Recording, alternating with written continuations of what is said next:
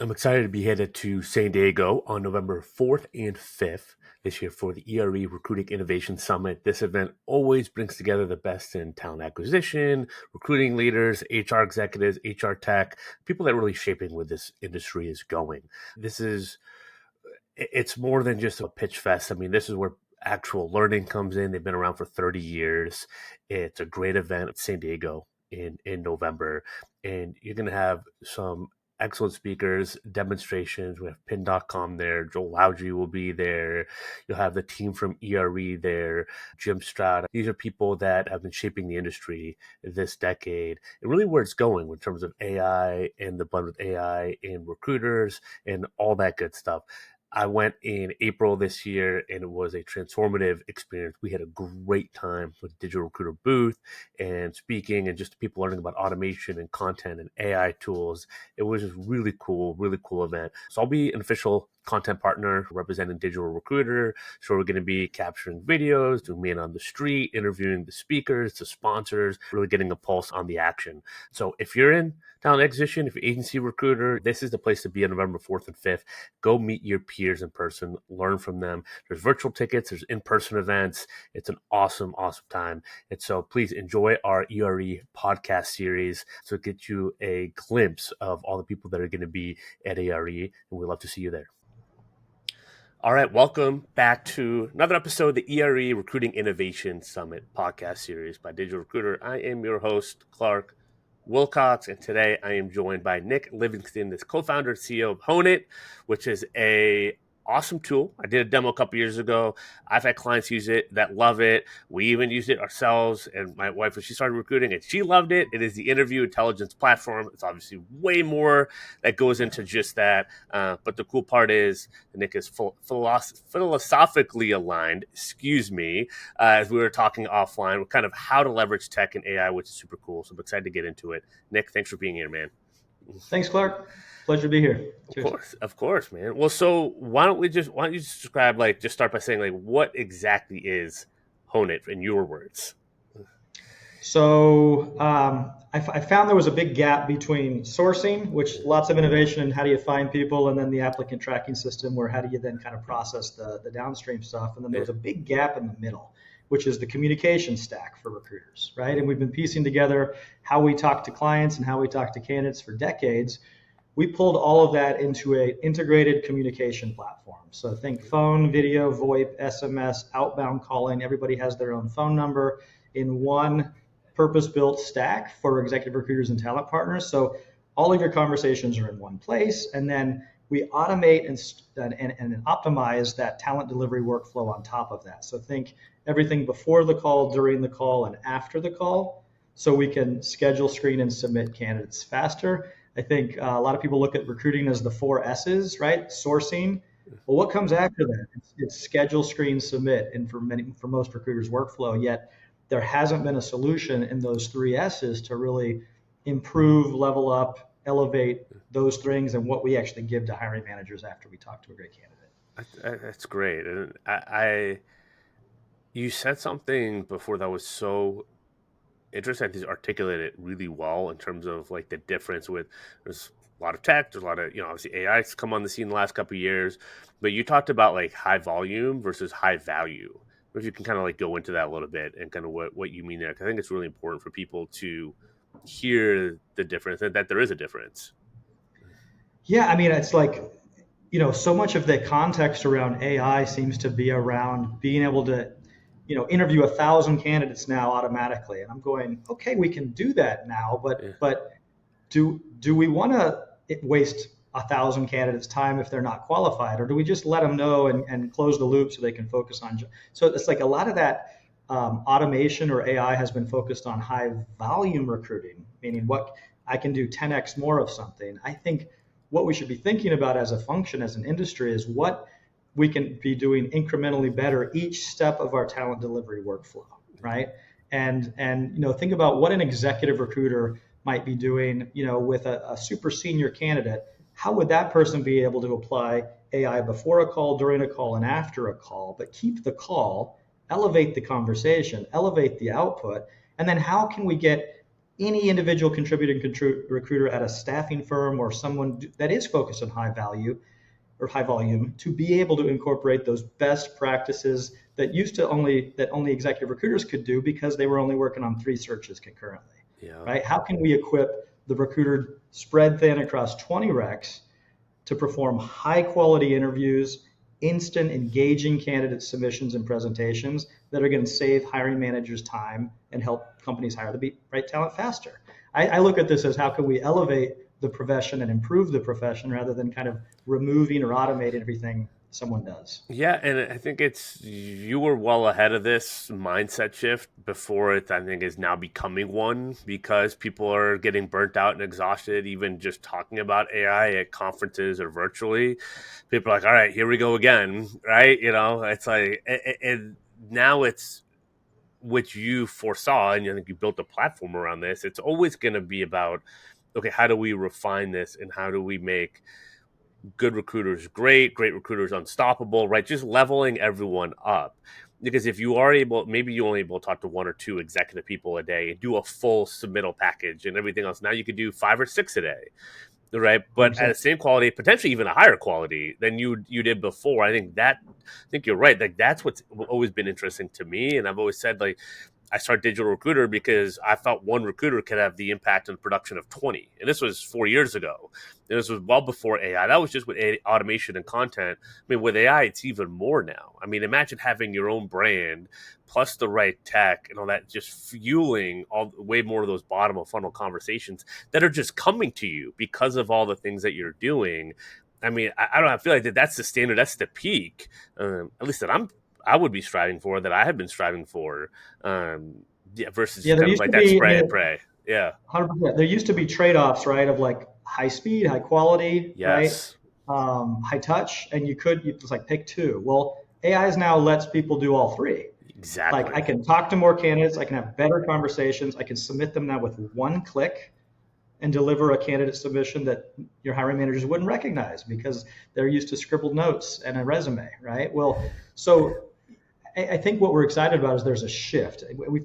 If you ask most recruiters too, you ask them, hey, when you talk to a candidate, is it a screening call or is it an interview? And I think for the last 30 years, that answer would be, it's a phone screen. It's a screen. It's a screen. Recruiters haven't taken their first conversations with the candidate to the level of an interview, which I think is the opportunity for us. What if any recruiter on your team could interview a rocket scientist tomorrow, amaze that rocket scientist with the questions that they're asking, hang up the phone, submit a candidate, and amaze the hiring team with what they just delivered to the team of rocket scientists reviewing that submission? Like, that's what we're playing for. So yeah, sure, AI robots or chatbots can maybe remove what we used to think of as a recruiter phone screen by asking candidates those 6 questions automatically.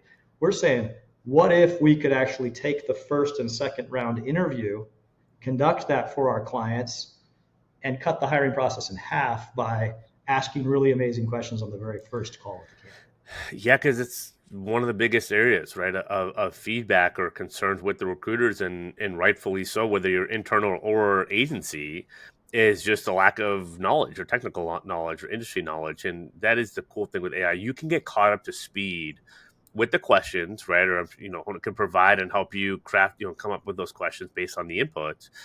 But then, like, it's about knowing just enough. And especially if you're doing some of the same skill sets over and over again, you're going to kind of get to that knowledge base quicker. So everything is just like speed. I've been noticing on my own team, just their rate of learning has skyrocketed with AI, because there is a way that we're leveraging it in the way that we're creating teaching materials.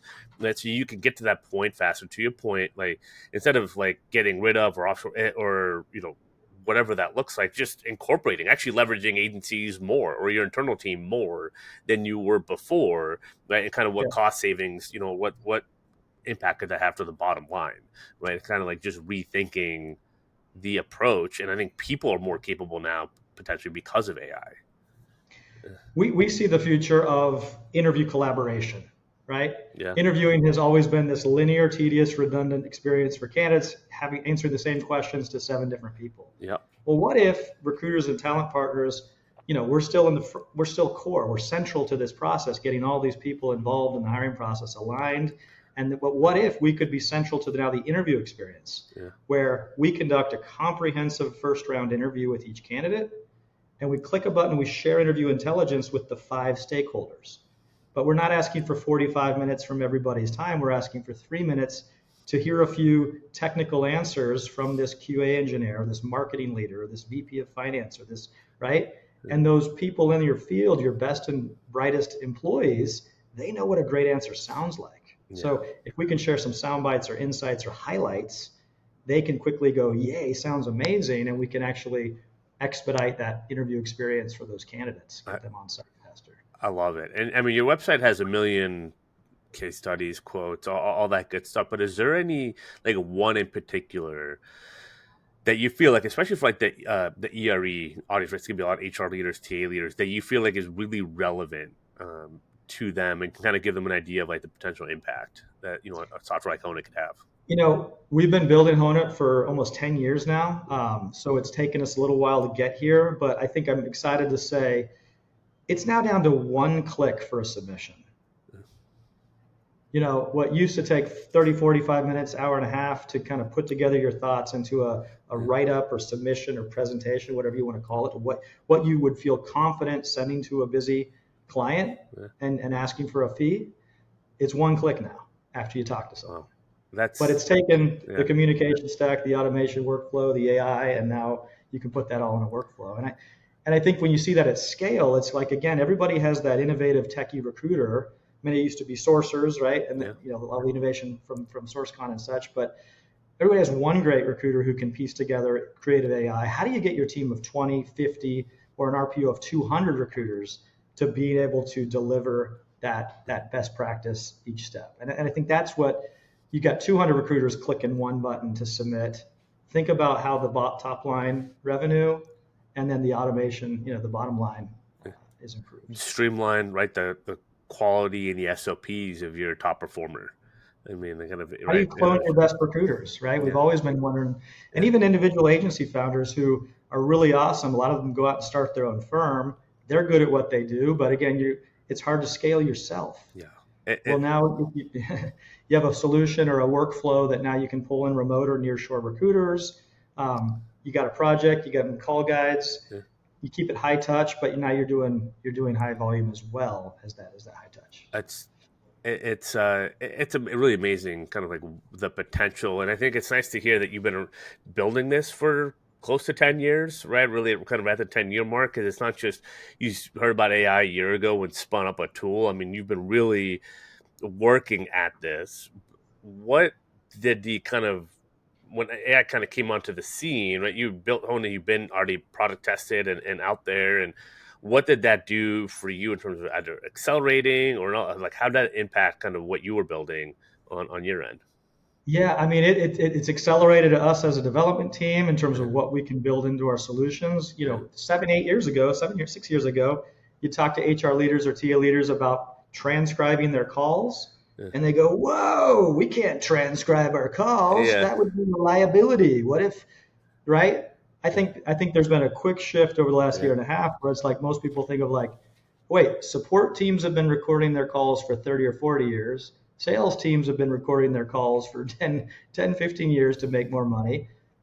Talking to people is a pretty important thing in recruiting and hiring. So it's like, so now things are kind of quickly coming together around scheduling automation, note-taking automation, submission automation, interview intelligence or interview collaboration.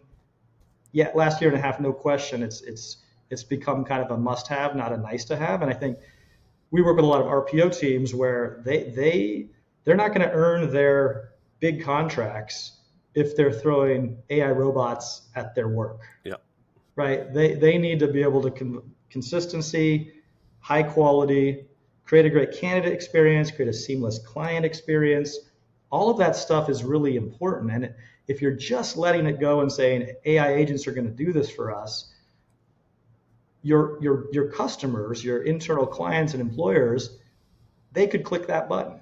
So again, what can we do as providers of solutions and services and people to keep that keep it to keep it to keep the industry essentially. Absolutely. I think the AI kind of operator roles, support roles, like done by humans, is going to be really important. I mean, we have that internally, like people that can handle stuff like that in terms of creating SOPs or playbooks and all that. But I don't want a team of just me and a bunch of AI. Like I want people that are really dynamic to be able to leverage it internally and help create things, for customers and everything, kind of, do really high quality work. But I think those teams, you're going to want, like some people have like a dedicated person for their ATS and ATS like tech and all that. You're going to want those like a couple of those people for the AI side of things, like leveraging like a tool like Honeit, like within a company, having a dedicated person to that. Because if you're talking about impacting 200 people, it's important, right, that team member is talking to you, you or your team like daily, weekly, monthly, and like always staying up to tune, with what that looks like, and really having almost like, I don't say like not like an LMS, but like your internal like educator, trainer, and stuff like that around this type is super impactful. And I've seen like the ways to get the most out of tool in using your tech is to have people like that in those roles. And I think that's where like point solutions are it's challenging even more. It's point solutions have always been challenging, right? Kind of Yeah. all in one or point solution. If you go with the all in one, you're not innovating because you're waiting for all the big companies to have all the innovation and bake them in, right? Yep. So you're by definition not being innovative. If you go with point solutions, there used to be all of the integration challenges, right? And so I think now it's, again, any recruiter can go to ChatGPT and have 17 prompts to do 17 different things. But if you have a workflow that's designed for your organization that you can be flexible, your leadership team can finally have visibility into things like time to source, time to schedule, time to screen, time to talk, Yeah. time to submit, time to review, time to feedback, time to offer.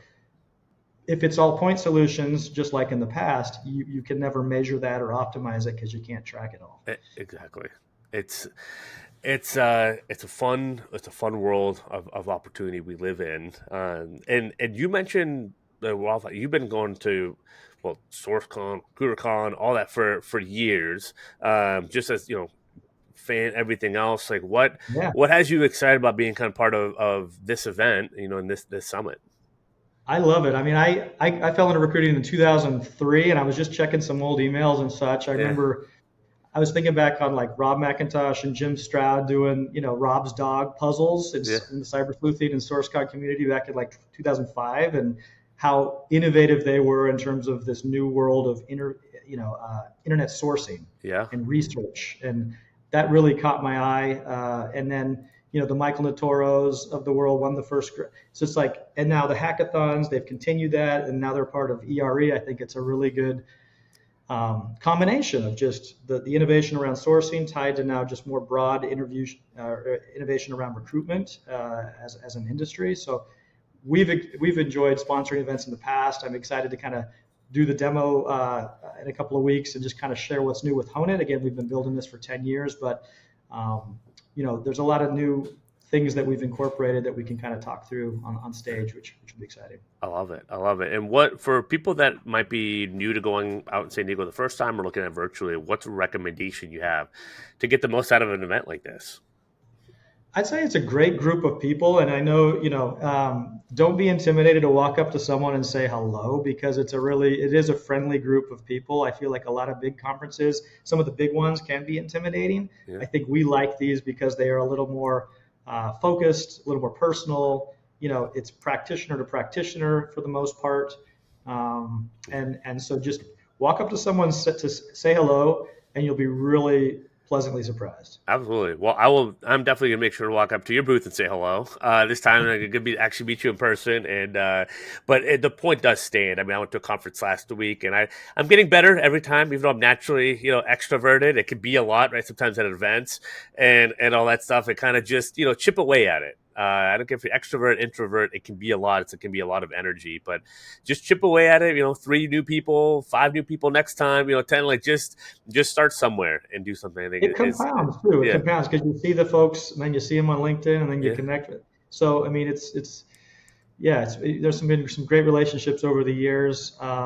through SourceCon, through ERE, and you still see them. You still see them showing up and supporting the event, which is Yeah, great. it is. It's like a tight knit event. There is people that have been going for years, and kind of like yourself, and there is that, and it is kind of welcoming, and don't get intimidated by people that already know each other, right? You can you can get to that point as well. Been very welcoming to me. My first one was in April. This will be my second one. So you just kind of you Cool. get in when you get out of it, type of situation, and there is. I've been to some other ones. This definitely is practitioner heavy, which is fun, and there's a lot to learn from this one. I think it's a manageable. I think just everything about it is like very manageable. It makes it easy to learn, right? It's not too They've been, overwhelming. Yeah, they've been there from the beginning too. I mean, the beginning of this, 20, I guess over 20 years now, right? yeah, Since Dave started it, but they went through the whole, again, cyber sleuthing innovation and sourcing innovation. They went through the social recruiting wave of Twitter and yeah, searching the fire hose of Twitter and all the data in these social streams yeah, you can source.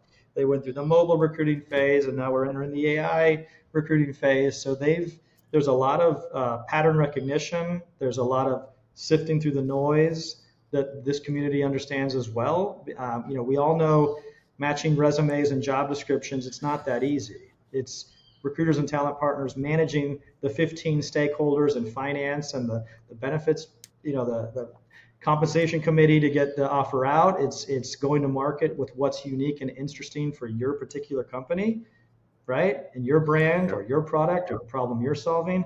It's how do you get that candidate through that gauntlet of personalities and opinions and stakeholders or biases, right? That's the job of recruiter. That's why I'm very pro recruiter, and I don't think AI is going to replace us anytime soon, because we wear a lot of hats, and it's a really important part of a company when people are your biggest line item. So yeah. invest your time in quarterly. I Well said. Well said. Well, this has been great. I'm excited Thanks, to, man. meet me in person and learn kind of the updates on Honeit. And if you haven't checked it out, definitely check out the website. Nick's LinkedIn page will be on the episode summary. Check it out. Get a demo. If you're in person, check out the live demonstration that'll be done there. And if you're virtual, it's easy. Hop on and check it out and book it. And even if you're just learning, and kind of you should always be keeping up to date with the tech stack and all that. Even though implement it right away, go out and kind of learn and kind of see what's up, because there's been people that have been recruiters like Nick that are building platforms for someone like you. So staying in the know and up to date is a huge part of kind of being part of all this moving forward. So appreciate your time, Nick, and we'll see you in Thanks, San Coach. Diego. Yeah. Yeah, we'll see you soon. All Looking right. forward to it. Thanks Thanks, for your time. y'all. Like, follow, all that good stuff. And until next time, y'all, happy hunting.